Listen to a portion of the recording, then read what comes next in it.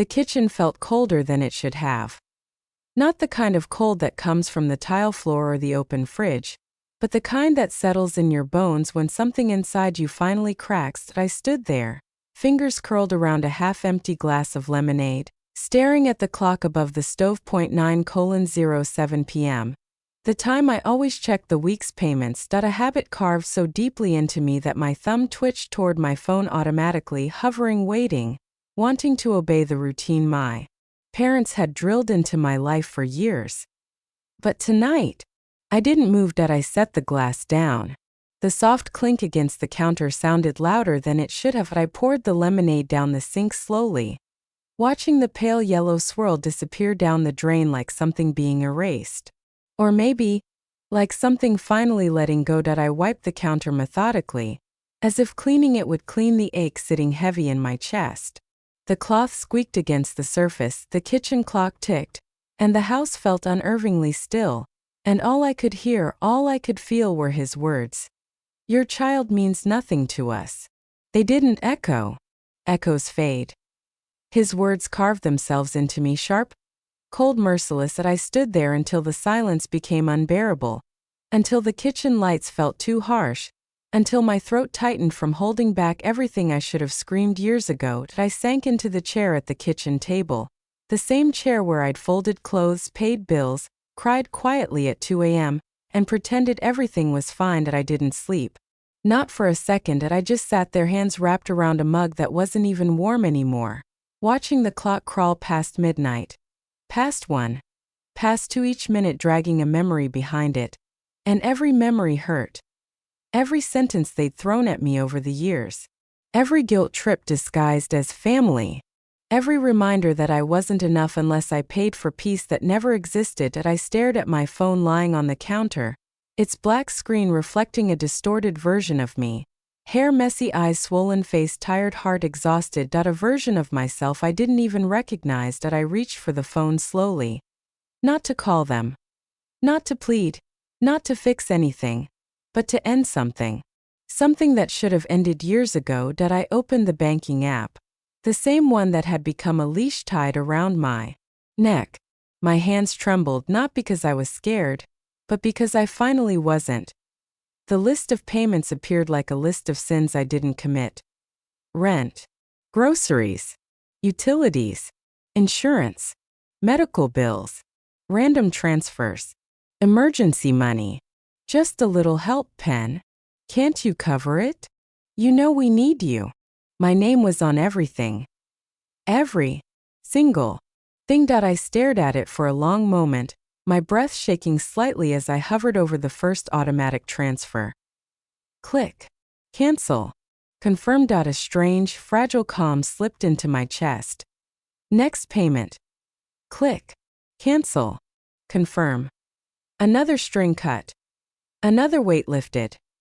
Another lie dissolved. By the time I reached the last one, automatic transfer $700 every Monday at 9 a.m., the one payment I hated the most. The one that symbolized my parents' deepest manipulation. My hand stopped shaking. I deleted it, just like that. 8 months of routine. 8 months of guilt. 8 months of buying affection that never existed gone. The silence that followed wasn't empty. It was clean. Pure. Quiet. Final. I sat back, my chest rising with the deepest breath I'd taken in years. Then, the phone buzzed. I flinched. A text notification lit up the screen. Mom. Can you order us dinner? Nothing fancy, just Chinese or something. We don't have food in the house. For a long moment, I just stared. 40 minutes. That's how long it took for them to notice I'd cut them off. 40 minutes after they erased my daughter with a sentence. They wanted takeout. My thumb hovered over the keyboard. I could have typed a paragraph. A warning. A curse. A goodbye. Confession. Anything instead. I locked the phone and set it face down on the table. I walked to Ava's room. Her nightlight glowing softly, casting little stars across her walls. She lay curled under her blanket, clutching the stuffed rabbit she'd named Hope. A name that suddenly meant more than I'd ever realized. I sat on the edge of her bed, brushing a strand of hair from her forehead. She stirred, mumbling something soft, something innocent, Something pure. My throat tightened. Never again, I whispered. Not to her, but to myself. That was the moment guilt died. That was the moment I felt something inside me shift, like a door finally closing, like a chain finally snapping apart. That I didn't owe them anything. Not money, not explanations, not forgiveness, not the version of myself I had killed over and over to keep them comfortable. Silence, for the first time in my life, felt powerful. It was louder than any fight could have been. When I finally stood, the house felt lighter, like the walls themselves had been holding their breath, waiting for me to wake up. I turned off the hall light and watched the house sink into darkness, not the suffocating kind, but the calm, peaceful kind. The kind that comes after a storm. Some betrayals don't deserve a confrontation. They deserve a funeral. And that night, I buried the version of myself that still believed family automatically meant love. I walked back to my room, closed the door gently, and sat on the edge of my bed. The house was silent, but for the first time, it didn't feel lonely. It felt like the beginning. I whispered into the dark. Tomorrow everything changes. And for the first time in so long, I finally meant it. Morning light crept through the blinds the next day, soft, gentle, like the world was trying to pretend nothing had happened, but everything had. The sunlight touched the kitchen table where I sat, hands wrapped around a cup of coffee that had already gone cold. The house was quiet, too quiet, the kind of quiet that feels like the air is holding its breath. Ava was still asleep, her tiny footsteps not yet echoing in the hallway. Her absence made the kitchen feel bigger, emptier, but strangely peaceful. I took a sip of the bitter coffee just to feel something warm. Then the phone rang. Not a text. Not a notification, not a call. Unknown number. My chest tightened. I considered letting it ring out, but something told me I needed to answer. Hello. My voice came out thinner than I expected. A cautious pause. Then, Ms. Hayes? This is Richard, your parents' landlord.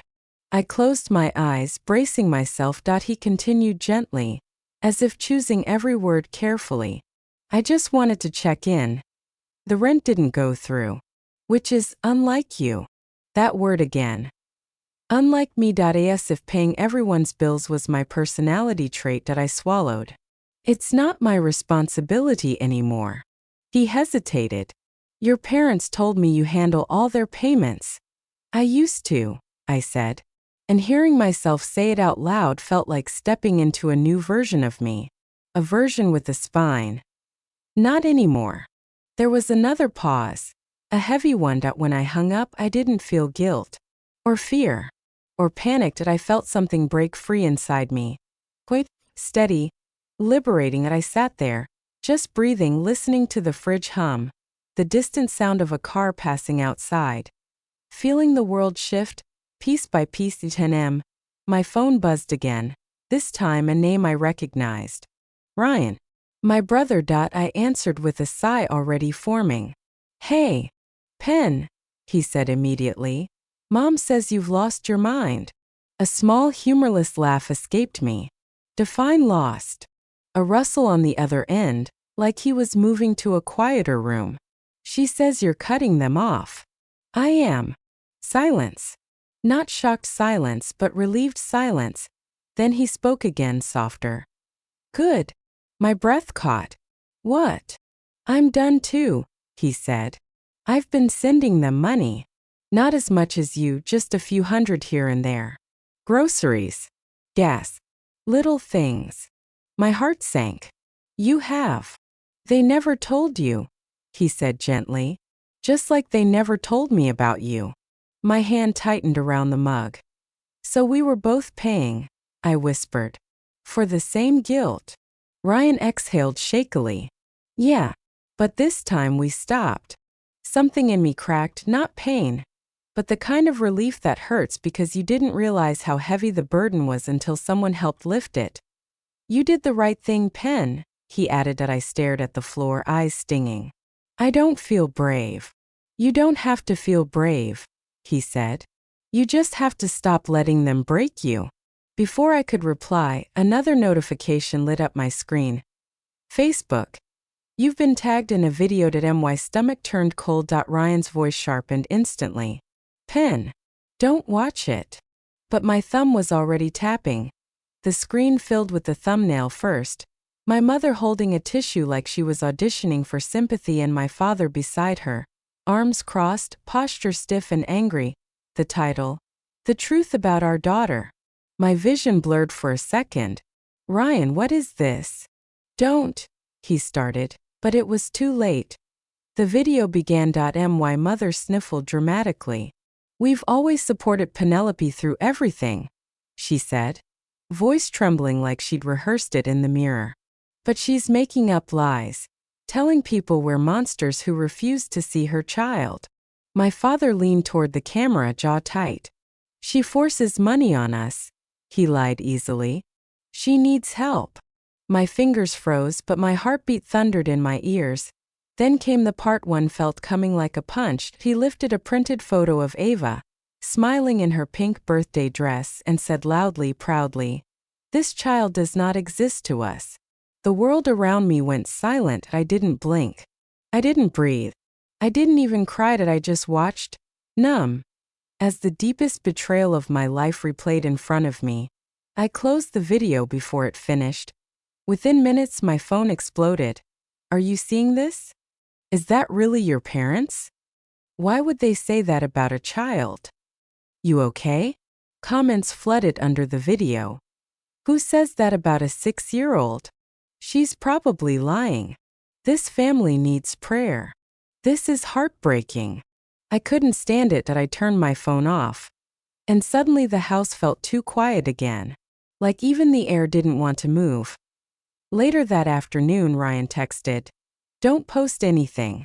Let them choke on their own words." And I obeyed. Silence was becoming a new language I was learning to speak. By evening, the video had spread across town. People who barely knew my name were suddenly concerned.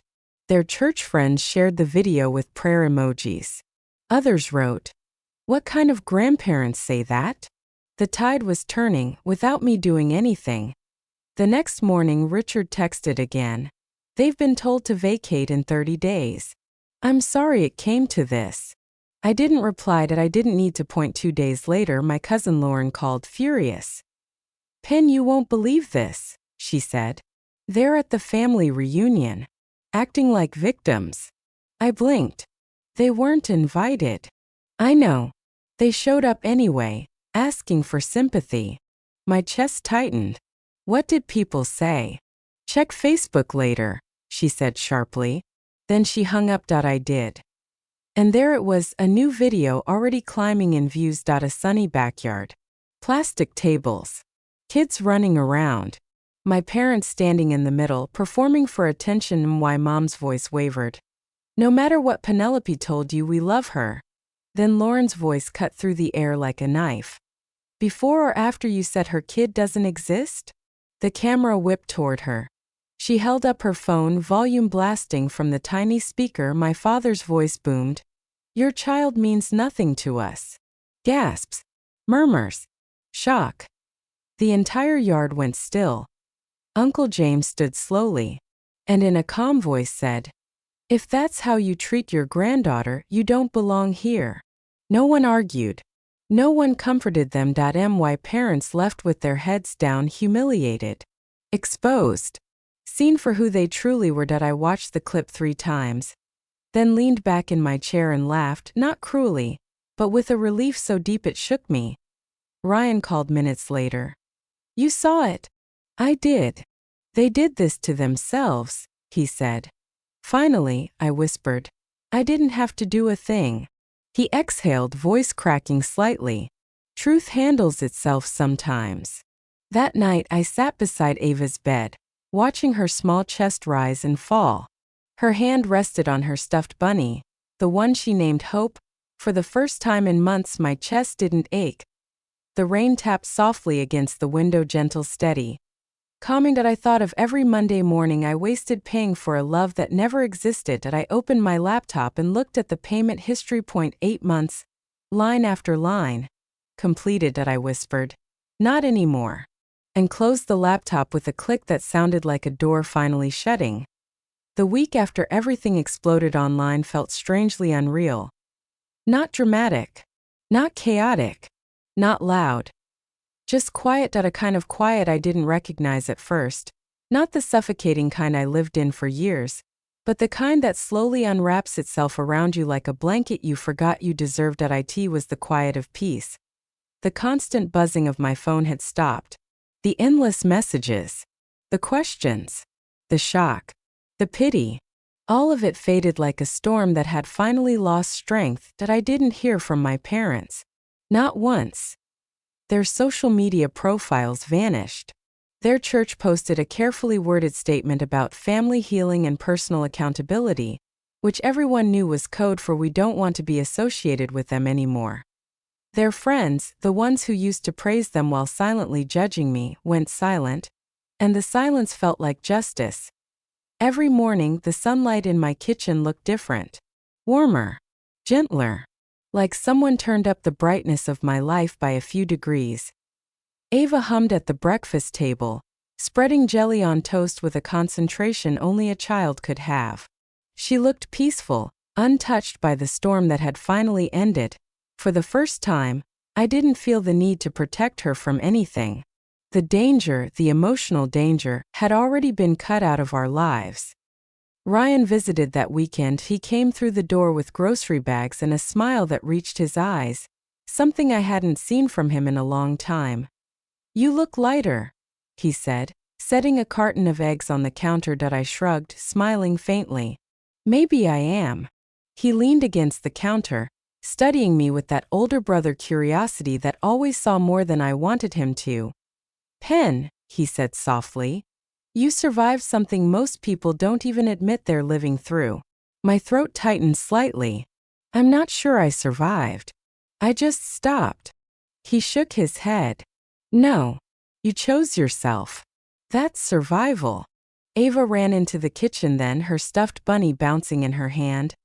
"Uncle Rain," she squealed, mispronouncing his name just like she always had. Ryan scooped her up and spun her around until she giggled loud enough to fill the entire room. And in that moment, I realized something. This is what family is supposed to feel like. Light, warm, safe, chosen. Not heavy, not draining, not conditional. Chosen. We went to Aunt Virginia's for Sunday lunch. The smell of lemon pie hit us before we even knocked. She swung the door open, arms wide. She hugged Ava first, long and tight, then pulled me into her arms with a warmth I hadn't felt in years. "Peace looks good on you, Penelope," she whispered in my ear. Inside, sunlight poured through lace curtains, painting the room in soft patterns. It felt like stepping into another life. A better one. We sat around her dining table, Ryan cracking jokes, Ava coloring with bright markers, Virginia telling stories in that reassuring voice that felt like home. At one point, she reached across the table and gently squeezed my hand. "You did the right thing," she said. I nodded, but it wasn't the kind of nod people give to be polite. It was the kind that comes from finally believing something. After lunch, while Ava played with a box of beads, Aunt Virginia slipped a small cream envelope into my hand. "For when you forget why you stopped," she said softly. Inside was a single handwritten line. "Kindness with boundaries is strength." I folded it carefully and tucked it into my bag, knowing I would keep it forever.